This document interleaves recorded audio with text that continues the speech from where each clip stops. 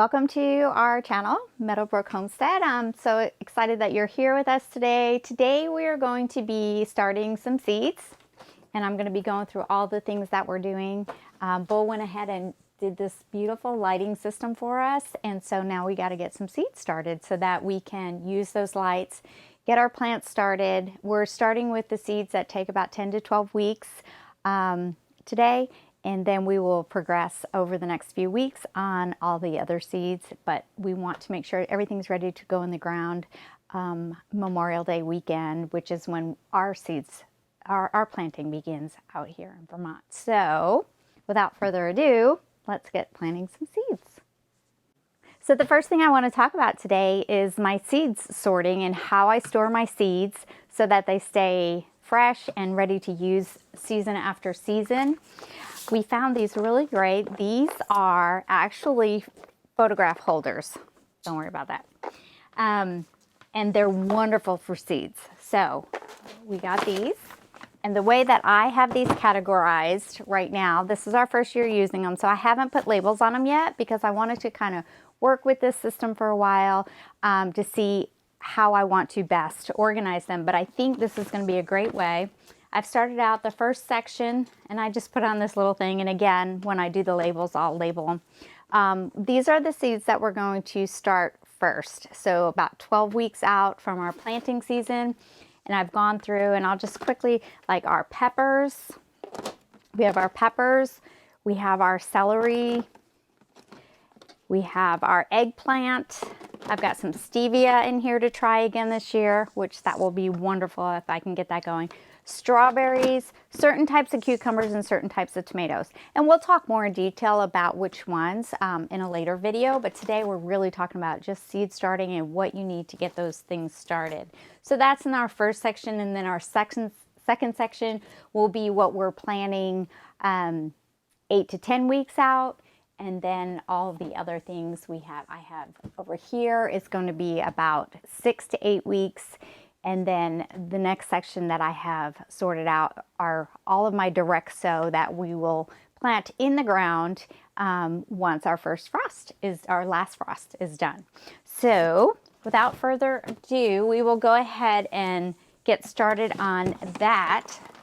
So the next thing that we have to do once we have our seeds ready to go is our soil.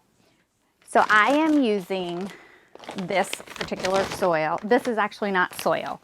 This is actually a starting seed mix. A starting seed mix actually does not have soil in it. It has vermiculite, some organic matter, and this has been filtered so that there's no sticks and such in it, so it fits really nicely in your planting cells. So when you're looking for a soil, I'm not particularly stuck on a brand. I'm stuck on, is it organic? So we want to make sure you have the OMRI seal on there, the organic matter resource. And this is on there so that you know that this product has been tested and it is organic for your garden or for your seed starting. So we want to make sure you have that, and you should, you'll see that on many products for planting seeds. The other thing I wanted to talk about before we actually do is what I'm planting in. This year I'm using, these are new. I saw these and I thought, oh, those look really nice. They're sturdy. Here's some of the things I like about it. They're very sturdy, so I'm going to be able to use these year after year. You can stick them in your dishwasher at the end of the season and give them a good wash so that we're not carrying over any pest or disease from year to year. So we always want to start with clean trays. The other thing I like about it is the bottom is silicone. So once our seedlings are ready to plant, you're going to be able to just push up and it's going to pop out. So no more of this or breaking up your containers. You're just going to push it up, it's going to come out, and you're going to be able to drop it right in the ground. So we'll have videos on that when it does. And then it comes with the tray so that you can keep some water in the bottom, because we're going to talk about, you always want to water from the bottom on your seedlings, but you don't want them setting in a lot of water because then you're going to have root rot. So it is a delicate balance. So I love that about those.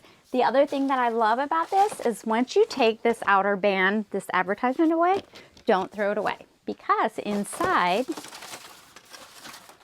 they have this for you. so you can know your cells and what you planted in them. So you don't have to put separate individual sticks in all of your plant cells. You can have it listed right here, and just make sure that you keep this with the cell.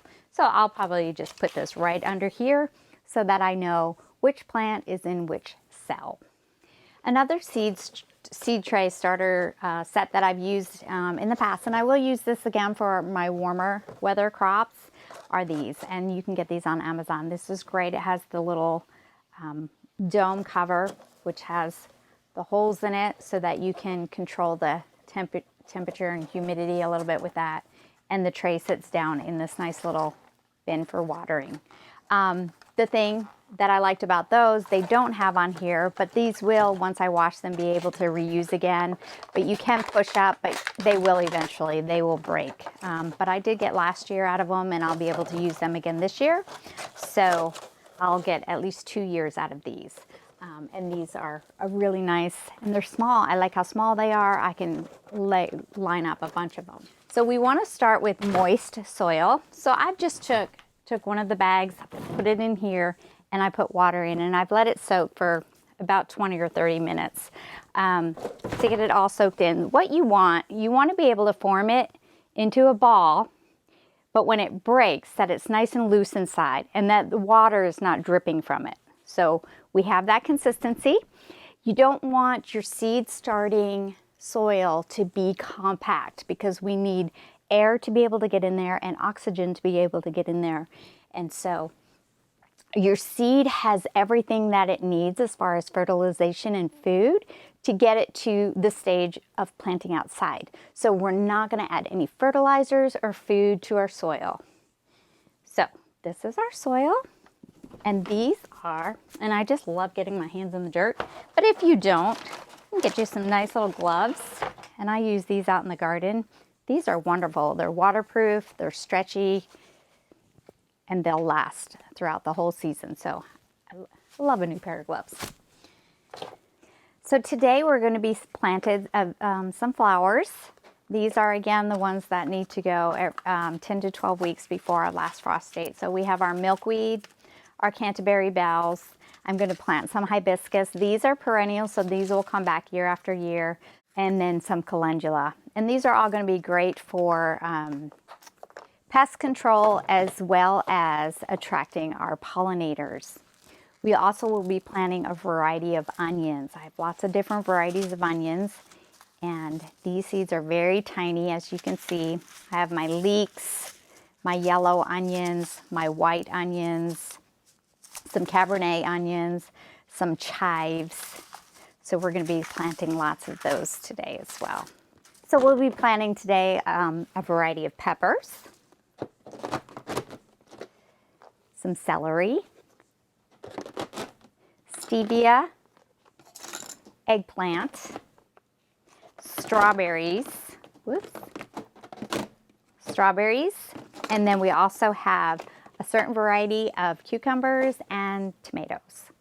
So now we're going to start filling our cells with the soil, and we want to make sure, again, that our soil is not too moist and that their air can get in there. So we're going to fill our trays lightly, and then we will pat it down, but we're not going to press it down. You don't want it compact because then your roots don't have room to grow, and they have nowhere to go, and you're going to end up with long, lanky seedlings, and we don't want that. We want nice, short, strong seedlings. So we're going to put them into the cell. Once we fill the cell, we're going to just gently press down and then make sure that there's just a little bit on top, and then we'll make room for each of the seeds. When selecting your seeds, you always want to make sure that you're using a good organic seed, somebody that you trust, and we use MI Gardener.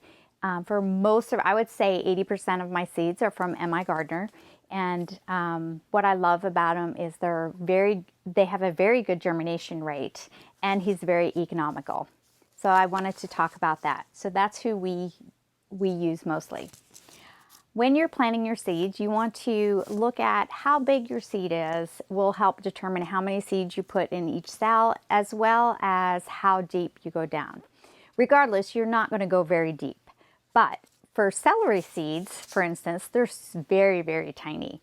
And so you can plant several of those, sprinkle them around in your soil, and gently pat them down.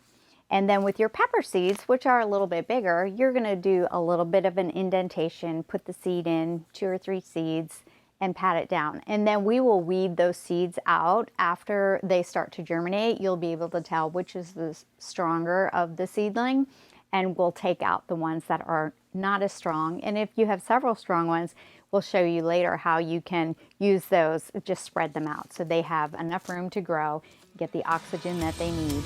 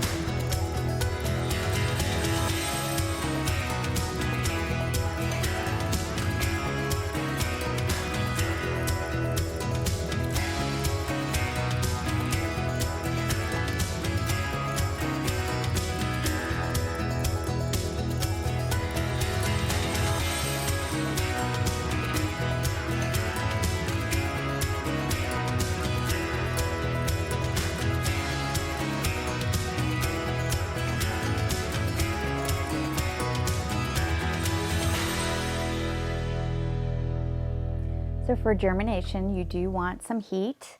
And so our temperature down here is about 55 degrees year round, down in the basement. So we're going to use these heat maps. This will help keep the seeds at about 70 degrees. And you just set these underneath your seeds, and it heats from the bottom up. And that will help, the roots will reach down for the heat.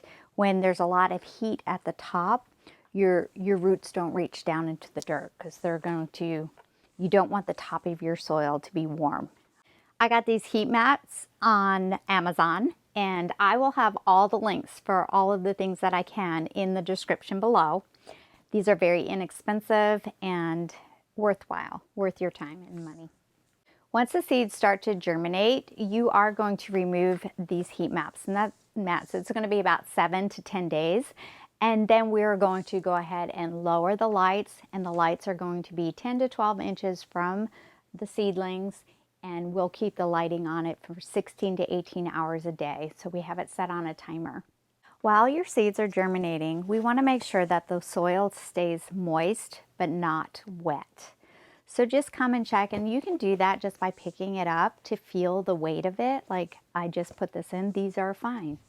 So in a few days, I might, when I come down to check on them, they may feel like they're getting pretty light. And then you would just put some water in the bottom, and then it'll absorb it up through the holes. Once your seeds start to germinate, you do want to be gentle. You can come down and you can spray them. And again, we want to avoid root rot. We want to make sure oxygen can get to our roots, and in order to do that, we cannot oversaturate them. So you don't want to oversaturate your seedlings as they are built.